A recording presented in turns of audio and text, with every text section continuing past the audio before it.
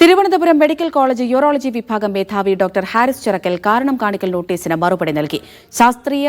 ശസ്ത്രക്രിയ മുടങ്ങിയതിൽ തനിക്ക് വീഴ്ചയുണ്ടായിട്ടില്ല എന്ന ഡോക്ടർ ഹാരിസിന്റെ മറുപടി. സർവീസ് ചട്ടലംഘനത്തിന് ഡോക്ടർ ക്ഷമാപണവും നടത്തി. അതിനിടെ ഡോക്ടർ കെ വി വിശ്വനാഥിന് മെഡിക്കൽ വിദ്യാഭ്യാസ ഡയറക്ടറായി സ്ഥിര നിയമനം നൽകി ഉത്തരവിറക്കി.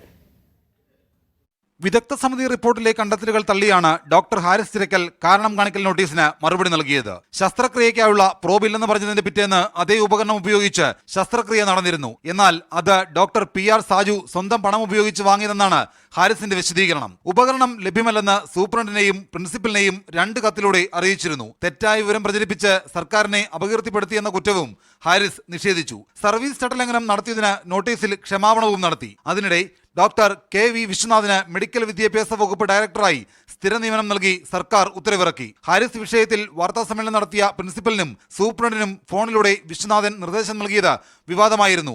സീനിയോറിറ്റി മറികടന്നാണ് വിശ്വനാഥിന് DME സ്ഥാനം നൽകിയതെന്ന് ആക്ഷേപം നേരത്തെ ഉയർന്നിരുന്നു.